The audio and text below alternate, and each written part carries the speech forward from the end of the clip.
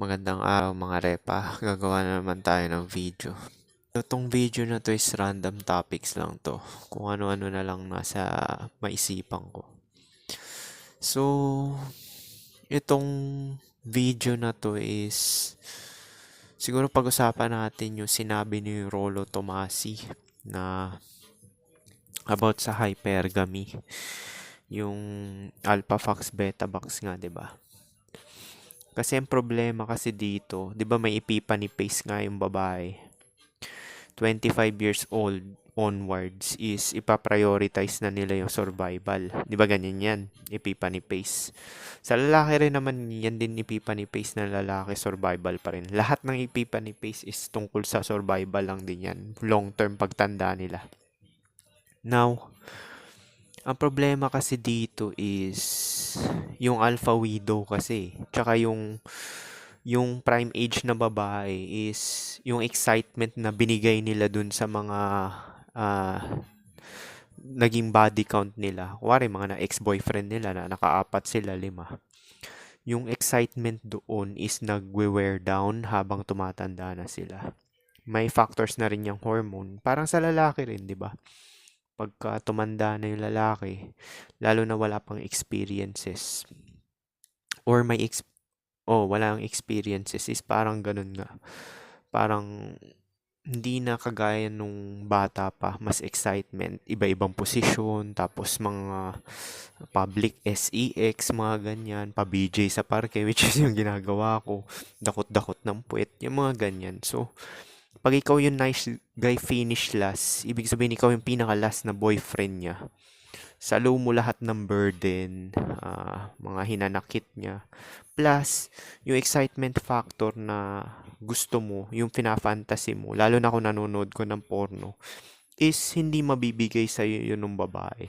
Pwede niya i-fake yun, pero mahahalata mo yun na hindi genuine yung excitement na binigay sa'yo. Yun nga, pag binigay niya yun sa nice guy finish last, di ba? Ginagawa rin ng babae yan, yung parang tricking. Kunwari, nag-orgasm sila. Para nga ma-hook nga yung gusto nilang lalaki na sasalo sa kanila. Dun sa tapos na sila sa phase ng carousel na sinasabi natin. Now, kasi ang hypergamy kasi straight line yan eh. Now, ito pag-usapan natin. Kung maaga nagsettle yung babae dun sa unattractive or pangit na lalaki, which is mostly naman na strategy ng unattractive or pangit na lalaki is buntisin agad. Kasi marami talaga akong kilala na ganyan na sinadya raw nila. Kagaya na nakwento ko sa inyo dati, di ba? 28 pa yung kawork ko, tapos nagkaroon siya ng 21 na girlfriend. Sabi niya hindi na raw niya pinalagpas, binuntis na niya. Sub 5 yung lalaki na yun, anak ng pulis yun eh. So, yun yung strategy ng mga average looking tsaka pangit na parang habang bata pa or magkaroon sila ng magandang babae is binubuntis na nila agad. Now, sa hypergamy kasi, straight jacket daw yan. Yan yung sinabi ni Rollo Tomasi. So, hindi porket nabuntis mo yung babae or nandun sa isang relasyon. Kasi nga, nagsettle siya dun sa average looking or pangit, di ba? Dahil sa pakinabang provider, protector, provision, mga ganyan, etc. Kung ano pa yung pakinabang, silbidor, yan. So, di ba ganun nga yung factor? May chance pa rin yan ma-hit ng may tsura. Or kahit naman sabihin nating average looking na talagang magaling sa kama or namag yung asawa niya in lahat ng aspeto ng seduction. Kuwari yung lalaki promiscuous. Kasi pag promiscuous yung lalaki, yung verbal communication yan magaling eh. Yung parang direct approach yan. Tapos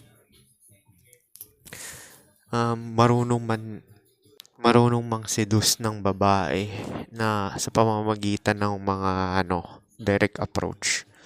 Lalo na pagka yung babae is medyo bata-bata pa. Kuwari, maaga siya naging single mother, nasa 21 to 25 age yung bracket ng babae na yon. Maaga siya naging single, hindi naman single mother, na anakan or nag-commit dun sa pangit. Is ganun nga mangyayari. Pwede siya ma-hit nung may itsura talaga na pogi. 'Di ba ganun nangyari kay Marlo? Bata-bata pa yung ano yung asawa ni Marlo, 'di ba? Tapos may kaibigan kasi si Marlo. Nasulot nung kaibigan ni Marlo yung asawa niya. May anak na sila, 'di ba? Biruin mo ganun nangyari. Yan yung sinasabi ko, yung hypergamy kasi is ano talaga yan. Straight yan, straight. Naniniwala din ako sa Hopace, yung mga marami naging exes. Ang downfall kasi nun sa Nice Guy Finish Last is yung panguling lalaki, yun yung sasalo lahat. Tapos, yung excitement pa na inaasam niya na SEX is hindi pa mabibigay nun nung babae. Kasi nga, sawa na siya dun sa pace na yun.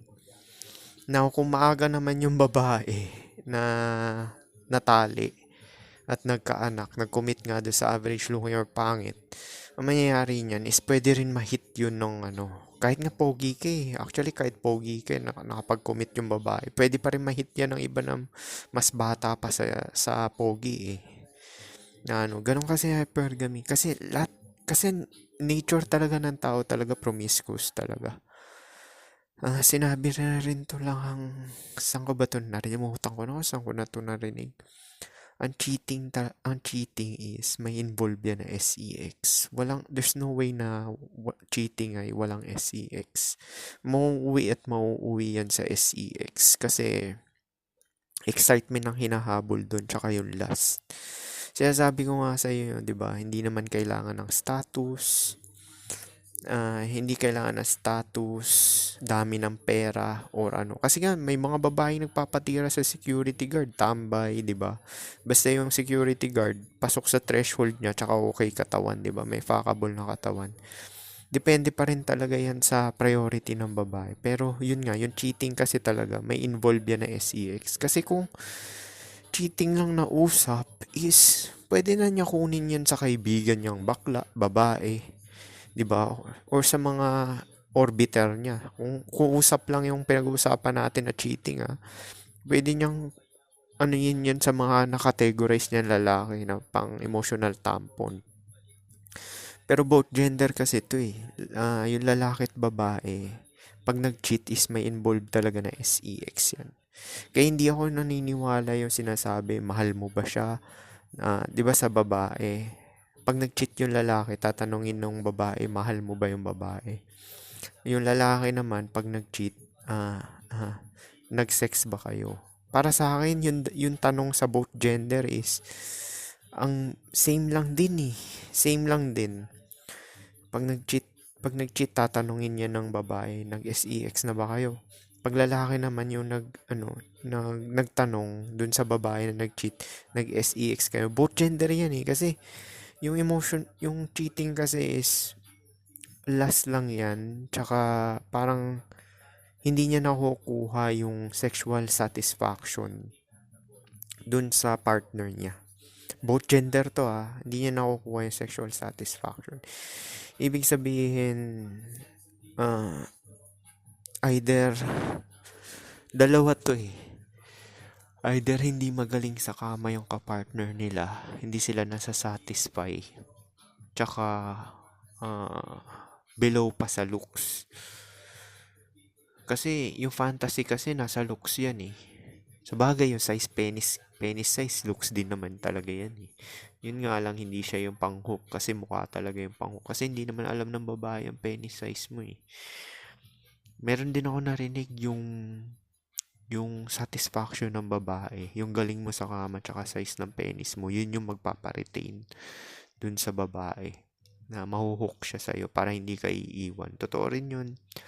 Sa lalaki naman, di ba, gusto ng mga lalaki yung mga parang bitchy na babae, yung mga galing, tapos yung isusubo yung edits nila.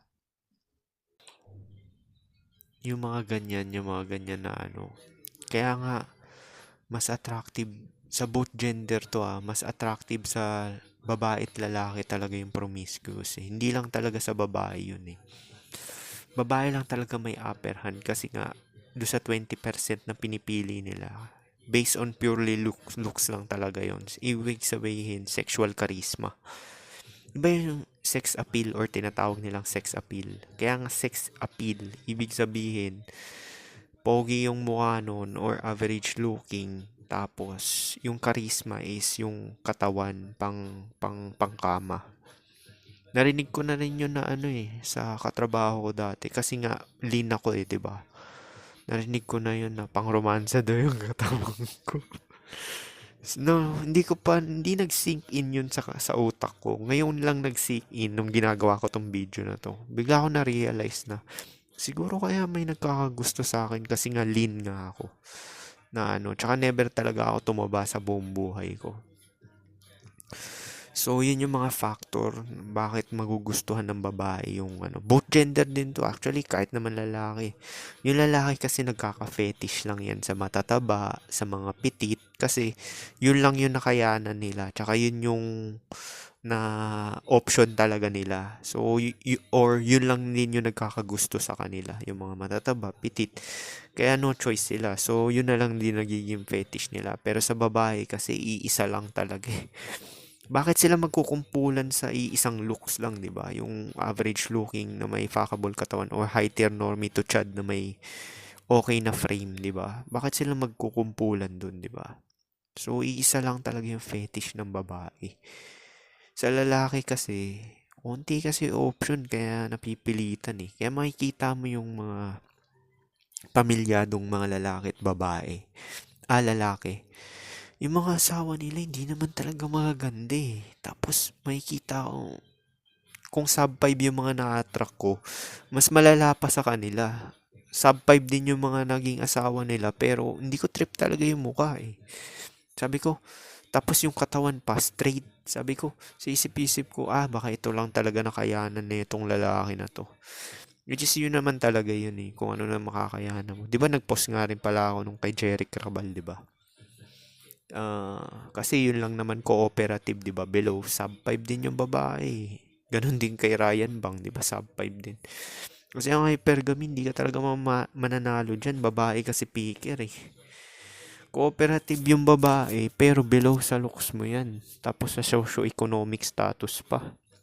Now, kung ikaw naman mag-pursue, which is target mo yung maganda or average looking, kung sub 5 ka, ikaw naman magiging beta box or servidor habang buhay. Para ma-retain lang yung excitement tsaka yung ano, attraction. Ibig sabihin, trick. Yung substitute sa looks mo is magko-compensate ka. I-date-date mo yung babae, gagala-gala mo, nunod kay sine, lilibre mo sa pagkain, mga ganyan. Tinanong ko na rin yung ka-LDR ko niyan na bakit yung mga katrabaho mo may babae? Kasi nga nalilibre. So, ano yan? Majority yan na nasa relasyon talaga. Majority. Yan yung dynamic talaga. Yung tinatawag nilang traditional. Kasi traditional is beta boxing yan eh. Yung traditional talaga beta boxing talaga yan. Since sa kaninu-ninunuan pa natin yan, beta boxing talaga is traditional. Kahit nga tatay ko nakakapag-spin ng plates, beta boxing pa rin yun. Kasi pag nasa relasyon ka talaga na long term to kailangan talaga may benefit talaga yung babae. Which is either silbidor ka or beta boxing. Na need mo talaga mag-provide. Di ka makakatakas kasi long term yan eh. Kaya pansinin mo yung FWB, pag doon mo kinategorize yung babae, hindi sila rin talaga kakalas eh kasi nga hindi kanya nakikita na pang long term eh. Pang pleasure ka lang talaga. Sila lang yung talagang aalis din talaga kalaunan. So, dalawang senaryo na yung sinabi ko na kung average looking ka or pangit, nakuha mo yung babae ng prime, is may chance talaga yan na magpatira yan sa iba na mga nag-gym na average looking or high tier normie or chad pa. Disregard na natin yung chad kasi wala naman ganon chad talaga sa Pilipinas. Kahit nga itong mukha ko sa Pilipinas na high tier normie, bihira mo lang din makita to eh. Disregard na natin yan, chad. Mostly naman din talaga maging lang din talaga sa Pilipinas. Mga boy tapang yung mukha, ganyan. Okay yung harmony, basta ganun lang. Tsaka yung mukha ko, tsaka yung mukha nung mga subscriber ko dito, mga ganun lang din yung talagang Which is, medyo rare na rin siya kumpara sa mga normal na average na Pinoy na nakikita mo everyday. Si Josh A. Wolf tsaka si Josh On Point, kung i-rate ko yun, nasa 4 lang yun eh. 4.5 yun, dalawang yun eh. Kasi kung ako i-rate ko mukha ako, nasa 5.5 lang din ako eh. So, one up lang ako dun sa dalawa na yun. 'Di ba? Na ano. Pero ganun pa nga sa kanila, kailangan nila ng status or yun ng ano nga, tinatawag natin na pang-hook talaga. Tsaka yung mga game-game, ganyan, pagiging maangas, matikas. Eh ako, buong buhay ko, hindi ko kailangan yan. Nerdy pa nga ako, di ba sinabi ko sa inyo. Tsaka tahimik ako. Tahimik ako, tsaka introvert, di ba? Hindi nga ako nag-approach eh, bihira lang eh. Yung kapalagayan ko na loob, yun lang talaga dinedirect approach ko talaga eh. Pero yung talagang gagawa ng paraan, as in yung jump on hoops na sinasabi nila, hindi ko ginagawa yun, never. Sa buong buhay ko rin, never din ako na-attach yung umiiyak-iyak, yung mga ganyan, yung nadidepress. Kasi nga, blinakpill na ako, 19 pa lang talaga ako na may nakaka-date ako na matatanda pa sa akin. Binibigay talaga nila yung BJ tsaka SEX ng ano, unang meet up pa lang talaga. So, namulat na mata ko nun dati pa rin talaga. Tsaka kahit nung virgin pa rin ako, nung mga grade 5, nakikita ko yung mga mata nung babae na tumitingin sa akin, may spark talaga. So, alam ko na yun na babae talaga namimili since dati pa talaga. Now, hindi alam yan yung mga average looking tsaka pangit, naliligaw sila. Kasi traditional, di ba? Yan yung inaano nila. Yan traditional role is blue pill yan. Yan yung default na nagko-compete yung mga lalaki para sa resources. Yan din yung pinapakalat ng red pill, di ba? Patasin mo yung value mo. Matikas ka, tapos yung mga ganyan, yung mga status, ganyan. Malaking factor din yan kasi nga, gaano ba ka common yung Chad? Yun kasi yung debate dito eh. Kaya pinupush yan ng red pill kasi nga marami nga ng mga lalaki talaga is average looking to pangit lang talaga. Para mapili sila ng babae talaga is kailangan nila talaga gawin yung walang masama doon, perspective lang tong sinasabi ko. Pero yun nga, kailangan yun talaga nilang gawin yan. Hindi kagaya ng may upper hand sa looks is talagang meron talagang mag-a-approach sa kanila o orbit or mag-i-initiate. Ibig sabihin yung mga babae mismo gagawing madali sa kanya. Which is yun yung mga na-experience ng mga heteronormy tsaka mga iba pang lalaki na may upper hand sa looks. Na kakaiba talaga yung itsura. Kasi kahit saan talaga ako magpunta, biruin mo nag-abroad na ako dito sa New Zealand May Indian na magbibigay sa akin ng ano, iba-ibang age bracket to Meron pa nga 19, niyakap ako pumunta ako sa Christian church. Kasi niyayaya ako nung ano, introvert ako. Nagkapalagayan ng loob na parang after nung simba, 90 years old, niyakap pa ako. Yun yung sinasabi ko sa inyo na ano, na yung looks kasi na sinasabi natin na heteronormy to Chad categories, kahit saan ka talaga magpunta is makaka-receive ka niyan. Although sa dating app, nakukuha ko lang 1, 2, mga ganun matches lang dito. Pero sa in real life, mas marami talaga na ano.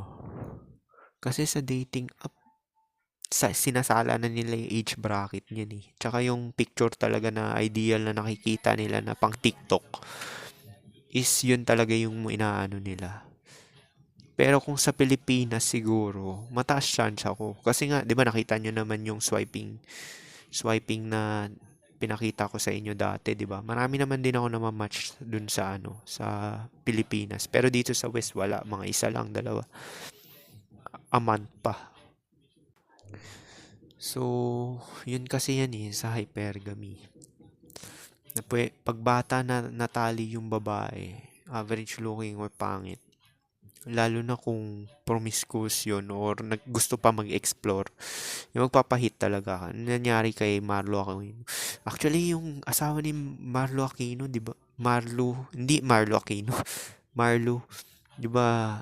Mukha pa nga inosente yun. Biruin mo mukhang inosente, di ba? Tapos papahit pa. Tapos yung Korean ko rin nakatrabaho. Ginagawan ako ng move. Lumalapit talaga sa akin. Introvert pa yung babae ha. Biruin mo, tapos Christian yung babae, may boyfriend. Lumalapit sa akin. Eh, ano mapapala niya sa akin? 38 na ako, di ba? Ganon din yung nag-approach sa akin na Filipina, naging ka-FWB ko. Which is ngayon hindi ko na nahihit yun kasi hindi na ako kinokontak. Na ano, ganon yung sinasabi ko sa inyo na pagka gusto ko talaga ng babae, gagawin niya madali lahat. Lalapit siya, kakausapin ka, tapos receptiveness tawag nun, yung open siya masyado. Mga bata to, usually mga bata to mga ganito eh, mga ganito na talagang nagli-lean towards talaga sila sa genetic talaga kasi yan yung pang reproduction talaga eh, reproduction. Kaya nga maraming mga babae ngayon 25 pataas single na eh. Kasi nga iba na talaga priority ng mga babae ngayon. Either average looking ka, super dami ng pera mo, or super heteronormy ka. Disregard na natin yan, Chad. Walang Chad sa Pilipinas. Mga artista lang yan, bihira pa, di ba? Actually, yung iba artista nga na magko pa eh. Si Kyle Echari, magko pa yun eh. Kahit sino pa iparate nyo dyan eh. Pero yun nga, tapos pag ipipa ni Pace naman yung babae, hindi mo nakuha yung excitement na nung kabataan niya. Hindi niya na mabibigay sa yun. Kasi tapos na siya sa Pace na yun eh. Pwede niya i-fake yun na ano, which is madali lang naman maramdaman tsaka mabasa na fini-fake niya nga lang yun para nga matali ka. Pero kung average looking ka or pangit, ignorante ka sa relasyon, hindi mo alam yung tricks tsaka manipulation ng babae, hindi mo malalaman yan. Kaya nga sila bang, di ba, nauuto. Tapos may mga kawork din ako na ganyan, na 30 na, natali talaga ng mga kupas na babae, mga 30 na rin na babae. Kasi nga, wala sila experience talaga eh. Inexperience talaga sila eh. Kung ako sa inyo talaga, the best talaga yung sinasabi ko sa inyo, experience sa pro. Kasi same lang din yan, parang girlfriend mo rin yung babae. After nyo magtirahan, di ba? Siyempre, papahinga kayo. Siyempre, sa 10 minutes na pahinga na yan is magkukwento yung babae talaga, di ba? Magkukwento rin yan ng kahit papaano. Kaya game din yung pagpupro eh, para talaga mamulat yung mata nyo talaga na marami talagang kalokohan talaga mga babae. Sila lang din may upper hand. Actually, lalaki rin naman talaga, maloko rin naman talaga, gusto rin makalamang. Kaso, sa lalaking side kasi wala eh. Need mo talaga mag-compete tsaka ano eh. Gawing presentable at malinis talaga itsura mo eh. Ano eh, para talaga mapili ka eh. Yung sinasabi nila self-improvement para sa sarili mo. Totoo rin naman yun. Para sa sarili mo. Pero syempre at the same time, babaka sakali ka rin na mapili ka, di ba? Ganun din naman yun eh. Depende talaga yan sa stages ng buhay ng lalaki tsaka sa sexual experiences ng lalaki. Kaya nga binibigay ko na yung game sa inyo, yung blueprint na pagpupro eh. Para talagang malaman nyo na talaga yung female nature. At hand talaga. Although hindi ka man napili as relasyon, pero at least yung sa pagpupro is meron ka talaga makukuha talagang information na nagpapatunay na nagja-jive talaga dito sa mga black pill talaga. Kaya nga sinasabi ni Rollo Tomasi, sabi ni, may debate kasi niyan eh, successful ba yung mga lalaki na nakareproduce? Na ano, actually, sa pagsasalita ni Rollo Tomasi, parang tingin ko may regret din si Rollo eh, kasi nga, nag-reproduce siya eh. Kaya talagang pinaninindigan niya na kung mababalik lang yung panahon, ayaw niya mag-reproduce. Na ano. Kasi pag nag-reproduce ka, tas nagpakasal ka, wala na, game over na. Lalo na pagka age pill ka na, hindi ka na i-desire. At least kung average looking ka man lang, hindi ka kasal, tapos may mga resources ka, pwede ka pa targetin. At least yung hypergamy ng babae sa late game, pwede mo pa magamit yun. Eh kung natali ka na, married ka na, tapos hiniwalayan ka, di ba? So, average looking ka, may resources ka, hindi ka, wala nang papatol sa'yo, promise. Kaya nga yung, kaya nga mas maganda talaga wag ka magpakasal tsaka mag-anak eh. Para talagang kahit late game man, kahit sabihin natin, basta wag ka lang mapanot tsaka yun talaga big deal talaga yung hair talaga eh. Dami ko na kasi nakita niyan eh. Wala naman talaga ganong pinipili na kalbo talaga na ano eh. Hindi ka masasalba ng pera mo tsaka status mo kung napanot ka talaga eh. Tsaka yun nga, pag 50 ka na or 60 ka na, hindi ka kasal, tsaka may resources ka, average looking ka, pwede ka pa rin targetin ng babae, di ba nga? Yun yung sinasabi ko. Eh kung kasal ka, wala na. Game over. Hindi ka na papatulan. Wala nang papatol sa'yo. Kaya yan na yung katayuan ko ngayon eh. Na parang ayoko mag-commit ng long term talaga yung pakasal. Gusto ko na lang ganyan, ganyan. FWB, ONS. Tapos meron akong companionship. Ibig sabihin long term pa rin yun na relationship. Pero companionship lang. Which is yung ginagamit ko na pang long term. Na hindi ako nakikipag-live-in. Magkikita lang kami, tulungan, ganyan. Tapos pero balik na uli sa sariling bahay. Parang ganun gusto ko set up eh. Kaysa yung talagang magli-live-in kayo. Kasi nga may betification, di ba? Tapos di ka pa makapag-spin ng plates. Hindi ko rin mapakawalan yung ka-LDR ko eh. Dinideclare ko pa rin parati yun eh. Kasi nga, yun yung talaga pre-selection eh. Para talaga kahit sa trabaho, tsaka may mga babae na aligid sa'yo. Plus factor na yun na talaga may experiences ka.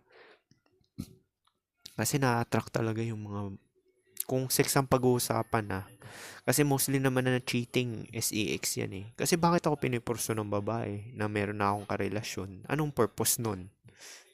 Huwag kayong tanga. Anong purpose nun? Diba? SEX lang. Yun lang yun. Hindi yun balak agawin ka dun sa girlfriend mo. SEX lang yan. Siguro secondary na lang yun pag nag-catch siya ng feelings. Ganun lang talaga yun. Or talagang trip ka lang talaga ng babae. Gusto ka niyang gawing karelasyon. May factor din yun kasi nga sa status mo. Tsaka itsura mo, di ba? Lalo na kung overall ka na lalaki. May talagang tatargeting ka talaga ng babae. Doon lang naman mawawala yung age pill eh. Sa status talaga, resources eh. Tsaka yung looks mo na kahit average looking eh. Mawawala yung age pill nun. Pero, ang dinidisprove ko kasi yun sa red pill is yung men age like fine wine. Which is, men age like fine wine eh, daming ang 30 anyos pababa, virgin pa. Tangina. Paano mo sasabihin men age like fine wine? Eh kung bata pa lang sila, undesirable na, paano pa kaya kung tumanda na? 'Di ba? Common sense naman yun eh. Kahit nga si Brandon sinasabi yan paulit-ulit, manage like fine wine ng puta. Kung bata ka, hindi ka na selected. Ano pa kaya kung matanda ka na? Dapat nga magduda ka eh. Dapat nga magduda ka eh. Kunwari, since high school ka pa, college, walang babaeng nagbibigay sa'yo ng admiration or choosing signals or hindi ka lang man nagkaroon ng girlfriend or ka-ons or FWB. Tapos biglang 40 ka na, biglang may sumulpot na isa. Eh putang ina, dapat magtaka ka kung bakit ganun. Kung ano habol. Yun yung sinasabi ko sa inyo eh. Pag napili kayo ng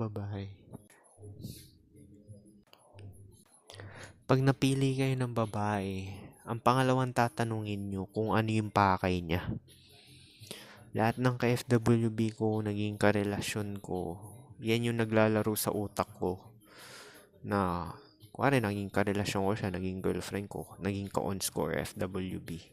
Yan yung pangalawa kong kasi nga 'di ba, ang unang pakay mo is SEX kasi yun yung magdidetermine ng sexual attraction, 'di ba? Yung sinasabi kong three strikes rule. So, pag nakuha nyo na yan, pangalawa nyo tatanungin, ano yung pakay niya? Yun lang naman yun eh. Tapos, mag-a-adjust ka na lang sa mga kinikilos niya or pinapakita niya. So, doon yun na ipapasok yung sinasabi ko sa inyo na ang ball laging nasa babae. Na ano, tapos be like water lang kayo. Ganun lang naman yun kasi siya picker eh. Siyempre kung siya picker, oh, gagawin mo lang talaga, pa-prioritize mo yung survival mo, pumera ka, tapos tingnan mo yung attitude niya kung anong pinagagawa niya. Kung nagpo-pull out siya, na ano, ginigame ka, di hayaan mo, bye-bye. Ganun lang naman yun eh. At least, nakafocus ka pa rin dun sa pera mo, di ba? Para pagtanda mo. Kasi yung babae, pwede ka niyan talaga iwan. Tsaka hindi talaga ako naniniwala na may long term talaga eh. Kahit sabihin ko yung parents ko, long term sila. Oo nga, kasal sila. Kaduluduluhan. Pero, yung pakikisama sa loob ng bahay is parang hiwalay na rin. So, kaya dyan ako namulat din talaga eh.